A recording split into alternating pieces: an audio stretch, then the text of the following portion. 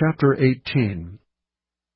When Jethro the priest of Midian, Moses' father-in-law, heard of all that God had done for Moses and for Israel his people, and that the Lord had brought Israel out of Egypt, then Jethro, Moses' father-in-law, took Zipporah, Moses' wife, after he had sent her back, and her 2 sons, of which the name of one was Gershom, for he said, I have been an alien in a strange land. And the name of the other was Eleazar, for the God of my father, said he, was mine help, and delivered me from the sword of Pharaoh. And Jethro, Moses' father-in-law, came with his sons and his wife unto Moses into the wilderness, where he encamped at the mount of God.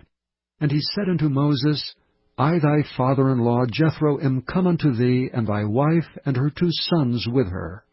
And Moses went out to meet his father-in-law, and did obeisance and kissed him, and they asked each other of their welfare, and they came into the tent. And Moses told his father-in-law all that the Lord had done unto Pharaoh, and to the Egyptians for Israel's sake, and all the travail that had come upon them by the way, and how the Lord delivered them. And Jethro rejoiced for all the goodness which the Lord had done to Israel, whom he had delivered out of the hand of the Egyptians. And Jethro said, Blessed be the Lord, who hath delivered you out of the hand of the Egyptians, and out of the hand of Pharaoh, who hath delivered the people from under the hand of the Egyptians. Now I know that the Lord is greater than all gods, for in the thing wherein they dwelt proudly he was above them. And Jethro, Moses' father-in-law, took a burnt offering and sacrifices for God. And Aaron came, and all the elders of Israel, to eat bread with Moses' father-in-law before God. And it came to pass on the morrow that Moses sat to judge the people, and the people stood by Moses from morning unto the evening.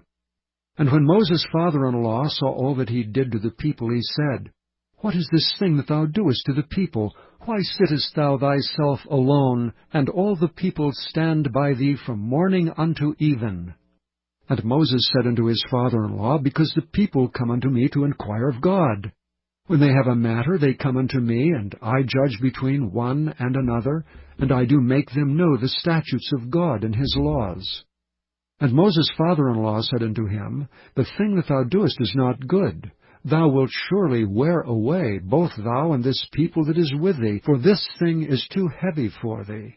Thou art not able to perform it thyself alone. Hearken now unto my voice, I will give thee counsel, and God shall be with thee. Be thou for the people to Godward, that thou mayest bring the causes unto God. And thou shalt teach them ordinances and laws, and shalt show them the way wherein they must walk, and the work that they must do. Moreover, thou shalt provide out of all the people able men, such as fear God, men of truth, hating covetousness, and place such over them to be rulers of thousands, and rulers of hundreds, rulers of 50s, and rulers of 10s.